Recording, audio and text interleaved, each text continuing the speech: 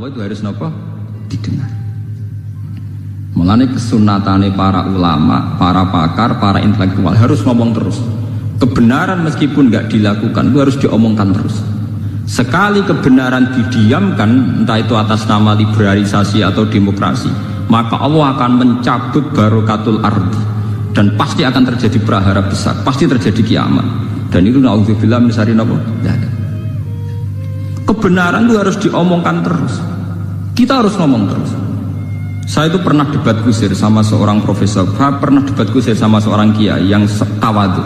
Saya bilang gini, seorang ulama itu dono unsur premane, kudu ngomong terus kebenaran. Wes ora ono wong ngandel lah, pokoke ngomong terus. Ora perlu ono wong ngandel, wes keliru lah pokoke ngomong. Begini, saya punya hadis sahih dari riwayatnya Imam Ahmad.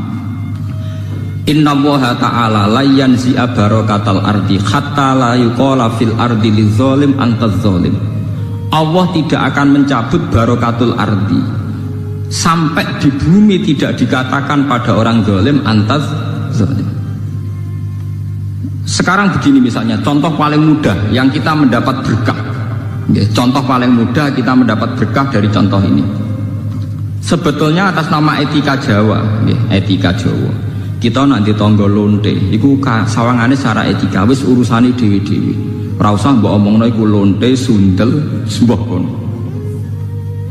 Tapi barokahnya kebenaran bahwa orang nakal harus kita katakan sundel lonte.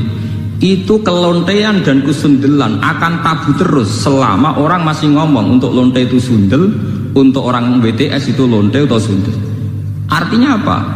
Orang masih jijik atau merendahkan derajat mereka yang berprofesi sebagai lonte atau sundel. Dan ini baik bagi agama, bagi keberlangsungan moral, karena masih ada yang menjijikkan proses-proses yang salah. Meskipun kita sebagai ulama, sebagai tokoh masyarakat, tentu mereka kita kasih ruang taubat, juga kita kasih hak-hak sebagai martabat, sebagai manusia. Tapi kita tetap akan bilang bahwa itu namanya lonte, sundel atau apa. Di rumah tenan. Sehingga apa?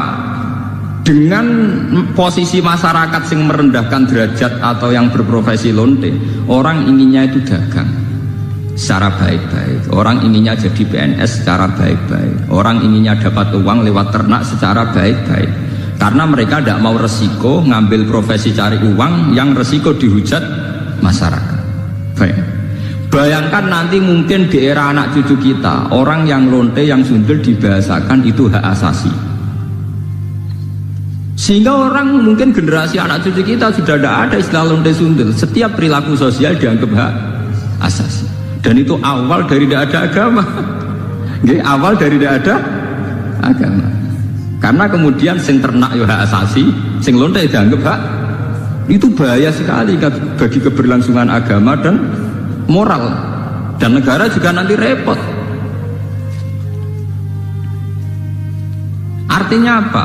Sebetulnya sifat-sifat anarkis masyarakat, anarkis dengan tanda kutip anarkis terutama dalam perkataan, maling darani maling, lonte darani lonte, itu menolong agama. Karena dengan stigma, dengan pelakupan masyarakat sing jelek, perilaku ini terdianggap jijik. Dengan dianggap jijik, agama bisa jalan. Artinya bisa jalan ya. Karena si A yang lonte itu dihujat masyarakat, yang lain-lain nggak pernah ingin cita-cita jadi lonte. Sehingga masyarakat akan, bahkan mungkin anaknya lonte sendiri, karena tahu nasib ibunya dihujat, juga bercita-cita tidak jadi lonte. Coba kalau tidak mendapat hukuman dari masyarakat, ibuku begitu juga tidak ada apa-apa. Paham ya? Makanya lonte dan apa akan subur di masyarakat yang sudah tidak peduli dengan nilai-nilai ini. Misalnya di kota-kota besar atau di kawasan lonte. Karena sesama lonte saling tidak mengatakan tabu. Makanya aman. Dari itu pulau terkenang hadis riwayat Ahmad. Allah tidak mencabut barokatul ardi sehingga orang-orang zalim tidak dikatakan antas. Itu bahaya sekali kalau kita sudah tidak peduli terhadap itu. Nah, risalahnya Allah kepada Nabi Muhammad itu yang penting bahwa benar dikatakan benar, salah dikatakan salah. Tidak harus gol, tidak harus gol. Misalnya begini, Saya sebagai ulama akan ngomong terus kalau riba itu haram, bunga bank itu haram. Meskipun pakar-pakar ekonomi, pakar perbankan akan mengatakan hal sing mustahil sebuah sistem keuangan tanpa nopo, bunga, tanpa bank itu muhal. Tapi kita sebagai ulama harus ngomong terus riba itu haram. Saya tuh pernah ketemu sama orang yang membidangi perbankan. Pak Bahak, saya akan ngomong terus kalau bunga itu penting karena itu harga mati dalam sistem perbankan. Ya saya bilang, saya akan ngomong terus kalau riba itu haram sebagai konsekuensi bahwa ulama harus mengatakan kalau riba itu haram. Tapi kan gak realistis, ekonomi itu tidak jalan kalau tidak ada riba. Ya saya bilang, kemelaratan itu akan jalan terus selagi yang kaya masih menghisap yang miskin. Ya itu memang saya akui akibatnya ya begitu ya sama. Artinya ya. Tapi kita akan menjadi bodoh ketika pakar-pakar ekonomi mengatakan tidak ada bunga maka tidak ada perbankan, ekonomi macet. Kita seakan-akan bodoh dan kalah. Sebetulnya mereka yang ngerti kok dengan sistem bunga maka akan terus terjadi penghisapan yang kuat sama yang miskin. Saman baca tek-tek pidato direktur-direktur IMF itu sering mengakui harus ada perubahan sistem keuangan dunia. Tetap ada yang salah. Karena berkali-kali IMF itu kalau jadi dokternya negara yang kolek tambah parah. Tapi kenapa kita selalu ngaku apakah?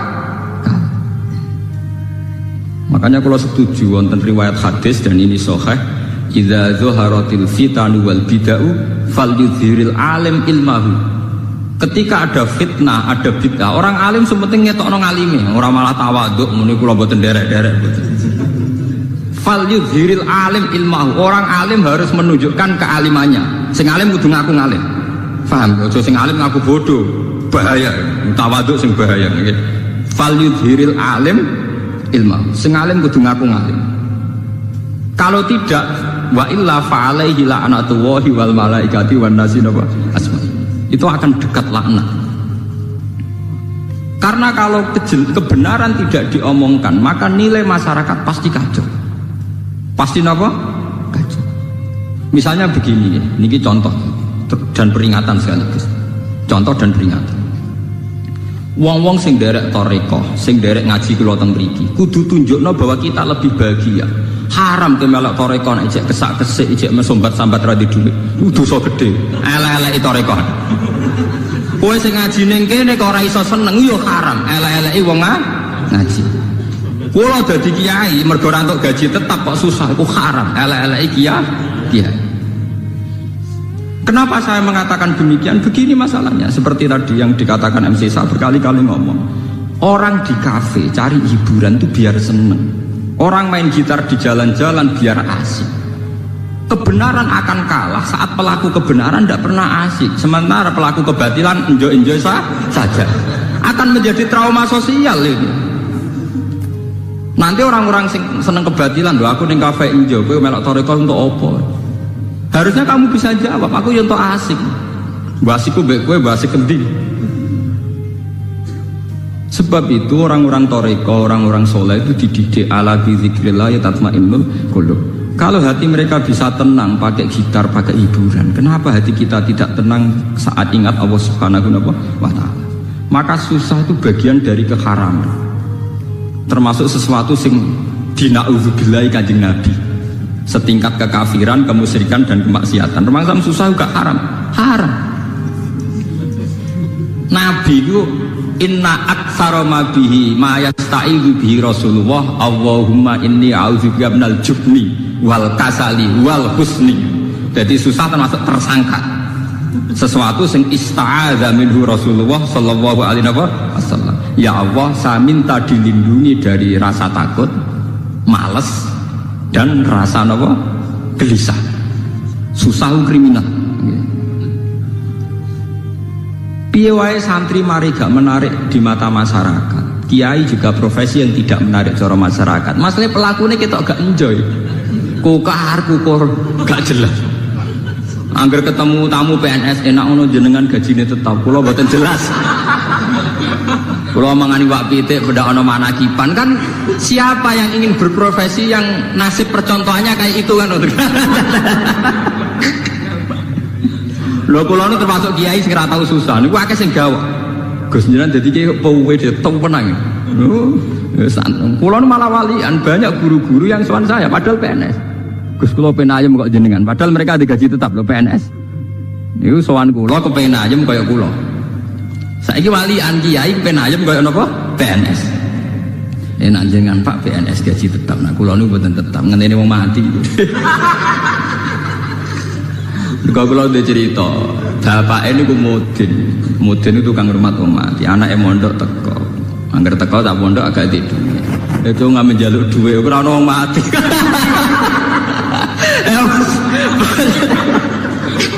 Bagaimana profesi kayak ini bisa menarik? Wong di rezeki ngenteni wong mati. Mangani wapi tek ngenteni wong managi. Bagaimana profesi kayak ini bisa menarik? Wis ngono secara fisik ya klunak-klunuk kukar-kukur.